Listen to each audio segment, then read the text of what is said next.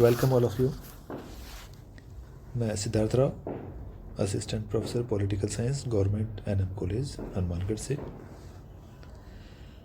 आज का हमारा विषय है व्यवहारवाद, उसकी परिभाषा, अर्थ, उसकी प्रकृति और उसके लक्ष्य या उद्देश्य। It means definitions, meaning and the nature and the aims and objects of behavioral movement और behavioralism। तो आइए इस पर हम बात करते हैं। व्यवहारवाद को जब हम परिभाषित करते हैं तो इसमें जो इसका महत्वपूर्ण आधार है वो कहीं ना कहीं मनुष्य का राजनीतिक व्यवहार और उसका अध्ययन और कुछ इस तरीके का व्यवहार जिसका मापन किया जा सके, जिसका पर्यवेक्षण किया जा सके और जिसका सत्यापन किया जा सके और जिसके आधार पर निष्कर्ष निकाले जा सके। तो इस तरह का जो राजनीतिक व्यवहार है मनुष्य का, वो व्यवहारवाद या व्यवहारवादी क्रांति का महत्वपूर्ण आधार है।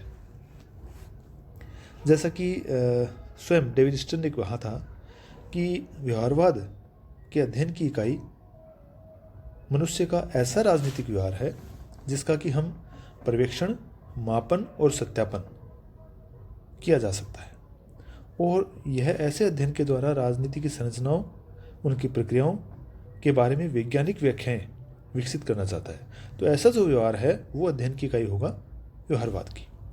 इसी प्रकार एक अन्य विचारक रॉबर्ट ए डहल के अनुसार भी व्यवहारवादी क्रांति परंपरागत राजनीति विज्ञान की असफलताओं के प्रति असंतोष का परिणाम है, और इस क्रांति का उद्देश्य राजनीतिक विज्ञान को और अधिक वैज्ञानिक बनाना है। तो इन परिभाषाओं में एक और तो व्यवहारवाद के जो जन्म का कारण बताया गया है, और दूसरी तरफ उसके उद्देश्य की ओर संकेत किया गया है कि उसका उद्देश्य क्या है।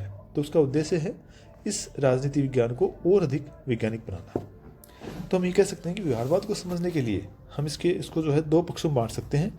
एक तो है इसका निषेधात्मक पक्ष और दूसरा है इसका भावात्मक पक्ष। निषेधात्मक पक्ष से तात्पर्य है कि व्यवहारवाद किस चीज़ का विरोधी है या किस चीज़ को करने से रोकता है। यानी व्यवहारवाद परंपरागत राजनीति शास्त्र का विरोधी है जिसके कारण इसका जन्म हुआ है, और यह दार्शनिक अध्ययन पद्धति और कानूनी दृष्टिकोण, या यूँ कहें कि एक आदर्शवादी और काल्पनिक जो दृष्टिकोण है उसका यह विरोधी है, और वह व्यक्तिनिष्ठ अध्ययन या मूल्यों तथा कल्पनाओं को भी ये स्वीकार नहीं करता है। इसी तरह यदि इसका भावात्मक पक्ष हम देखें तो ये व्यवहारवाद के भावात्मक पक्ष में दो बातें शामिल हैं। एक तो ये कि राजनीति शास्त्र ये चाहता है कि ये राजनीति जो शास्त्र है वह यथार्थवादी बने, आदर्शवादीता जो है उसको छोड़ करके वो यथार्थवादी बने, उसका अध्ययन वास्तविक हो। यानी व्यवहारवादी जो है राजनीति शास्त्र को यथार्थवादी बनाना चाहते हैं, उसके इच्छुक है। उनका मानना है कि व्यक्ति के राजनीतिक कार्यों और उसके व्यवहार का अध्ययन करने से वह वास्तविक तौर पर यथार्थवादी बन पाएगा, ऐसा वो चाहते हैं। इसी तरह वो कहते हैं कि वैज्ञानिक अध्ययन हो सकता है, उनका ऐसा मानना है। व्यवहारवादियों का मानना है कि व्यक्ति के राजनीतिक कार्यों और उसके व्यवहार का वैज्ञानिक अध्ययन किया जा सकता है और वो किया जाना चाहिए। प्राय ये माना जाता है कि व्यक्ति के केवल जो बाहरी कार्य हैं उनका वैज्ञानिक अध्ययन ही किया जा सकता है, किंतु व्यवहारवादी मानते हैं कि व्यक्ति की भावनाओं, उसके मनोवृत्तियों का भी वैज्ञानिक अध्ययन संभव है, और वो मनोविज्ञान के विकास से बहुत ज़्यादा प्रभावित हैं और मानते हैं कि भावना और मनोवृत्ति केवल व्यक्तिनिष्ठ नहीं है अपितु वस्तुनिष्ठ भी हैं, ऐसा वो मानकर चलते हैं, और इसी रूप में वो व्यवहारवाद के अर्थ को समझने का प्रयास करते हैं। इसी प्रकार जब हम इसकी प्रकृति, इसके नेचर की बात करते हैं तो व्यवहारवाद अपनी प्रकृति से जो है एक अनुभववादी वैज्ञानिक उपागम है। अनुभववाद से तात्पर्य जो है एक ऐसा सिद्धांत या एक ऐसा आधार जो अपने अनुभव से जो ज्ञान प्राप्त हुआ उसमें विश्वास रखता है, ना कि काल्पनिकता में। तो यहाँ जो है व्यवहारवादी जो हैं वो अपनी प्रकृति से अनुभववादी वैज्ञानिक हैं, जो कि राजनीतिक घटनाओं और उनके तथ्यों को, उनकी वैज्ञानिक व्याख्या को करना चाहते हैं। तो व्यवहारवाद की प्रकृति और उसके ऐसे विशिष्ट गुणों को प्रकट करती है कि जो कि अन्य अवधारणाओं से उसकी भिन्नता और अंतर को स्पष्ट करते हैं।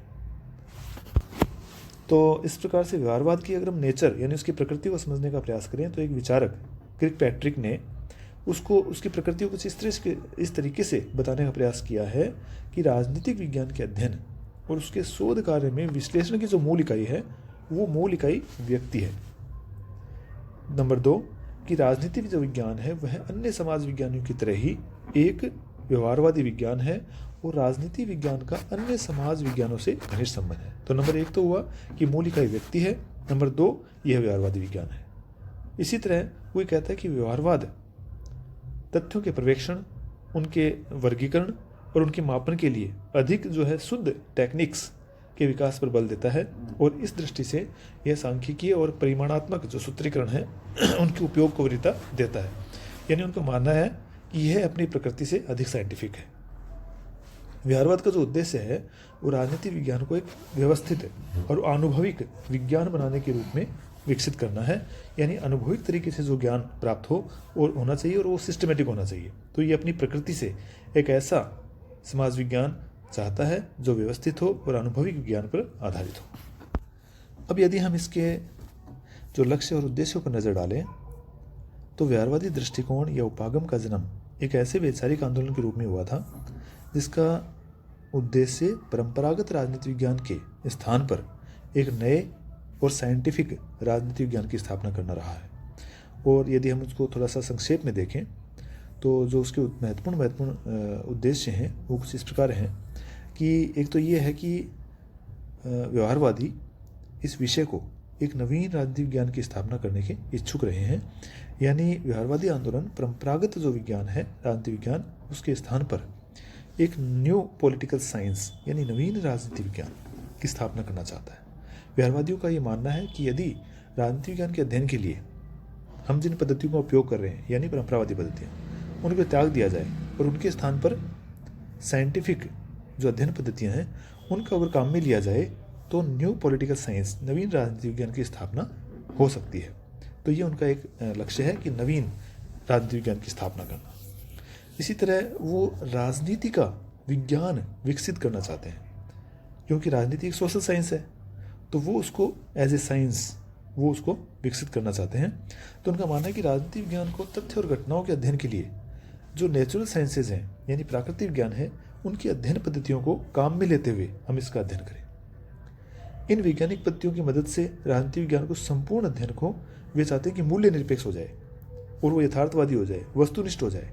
यद्यपि ये संभव नहीं है कि कोई भी अध्ययन मूल्य निरपेक्ष हो जाए पूर्ण रूप से, लेकिन व्यवहारवादियों ने जो है इस बात को माना है कि वो उसको एक नेचुरल साइंस के रूप में डेवलप कर सकें ताकि अच्छे से फैक्ट निकल कर आ सकें। तो मानते हैं कि वो मूल्य निरपेक्ष, यथार्थवादी और वस्तुनिष्ठ उसको बनाया जा सकता है और इस तरीके से वो राजनीति का विज्ञान यानी साइंस ऑफ पॉलिटिक्स को डेवलप करना चाहते हैं। तो वो राजनीति विज्ञान को जो एक अनुभविक विज्ञान के रूप ऐसा देना चाहते हैं। इसी तरह अगर आप देखें उनका जो अगला लक्ष्य है वो है राजनीति संदर्भ में मानव व्यवहार का अध्ययन करना। यानी जो मानव व्यवहार का जो पक्ष है, जो राजनीतिक पक्ष है, उसका वो अध्ययन करने के इच्छुक हैं। व्यवहारवादी जो है राजनीतिक संदर्भ में मानव के व्यवहार का अध्ययन करना चाहते हैं और उनका ये मानना है कि इस प्रकार से हम पॉलिटिक्स को या राजनीति को निष्पक्ष और अपने आप में वास्तविक और यथार्थवादी अध्ययन हम कर पाएंगे। इसी तरह राजनीति विज्ञान और जो अन्य समाज विज्ञान है, अन्य सोशल साइंसेज हैं, उनमें वो घनिष्ठ संबंधों की स्थापना करना चाहते हैं ताकि अच्छे से रिजल्ट आ सकें या और अधिक बेहतर परिणाम वो ला सकें। जैसा कि परंपरागत जो दृष्टिकोण है वो हमेशा अन्य समाज विज्ञानों से उतना अधिक संबंधित नहीं रहा है। तो व्यवहारवाद का जो प्रमुख उद्देश्य है वो है अंतर अनुशासनात्मक दृष्टिकोण की स्थापना और उसको डेवलप करना। वे राजनीतिक संदर्भ में मानव के राजनीतिक व्यवहार का अध्ययन करना चाहते हैं या इसके इच्छुक हैं, लेकिन इसके साथ ही वे इस बात को स्वीकार करते हैं कि मानव के राजनीतिक व्यवहार को केवल राजनीतिक तत्व प्रभावित नहीं करते बल्कि अन्य अनेक जो गैर राजनीतिक तत्व हैं जो कि वातावरण में मौजूद हैं, जो उसके चारों तरफ के वातावरण में विद्यमान है, वो भी मानव के राजनीतिक व्यवहार को प्रभावित करते हैं। चाहे वो तत्व अलग हों, चाहे वो सामाजिक हो, आर्थिक हो, सांस्कृतिक हो, पारिवारिक हो, किसी भी तरह के तत्व हों, वो उसके राजनीतिक व्यवहार को जरूर प्रभावित करते हैं। इसलिए उनका मानना है कि राजनीतिक क्षेत्र में मानव के संपूर्ण व्यवहार को सही रूप में समझने के लिए ज़रूरी है कि राजनीतिक विज्ञान का जो संबंध है वो अन्य अनुशासनों या अन्य विषयों से उसे जोड़ा जाए। तो इस तरीके से राजनीति विज्ञान का समाजशास्त्र से, मनोविज्ञान से, अर्थशास्त्र जैसे अन्य अनुशासन या विषयों से घनिष्ठ संबंध होना चाहिए, उनका ऐसा मानना है। और इन समाज विज्ञानों की अध्ययन पद्धतियों और अवधारणाओं का भी उपयोग हमारे विषय के विशेषज्ञों को यानी राजनीति शास्त्रियों को अपनाया जाना चाहिए। यानी कि जो अन्य समाज विज्ञानों के अंतर्गत जो टेक्निक्स हैं, जो अवधारणाएं हैं, इन सब चीज़ों को जो है वो हम भी अपनाएं ताकि अन्य रिजल्ट जो है परिणाम अच्छे तरीके से निकाले जा सके। इसी प्रकार वे वैज्ञानिक पद्धति से जो प्राप्त निष्कर्ष हैं उनके आधार पर मानव व्यवहार का सामान्यीकरण करना चाहते हैं, यानी उसमें से सामान्य बातों को वो निकालना चाहते हैं और इस सामान्यीकरण के आधार पर निश्चित राजनीतिक नियमों और सिद्धांतों की स्थापना करने के वे इच्छुक हैं।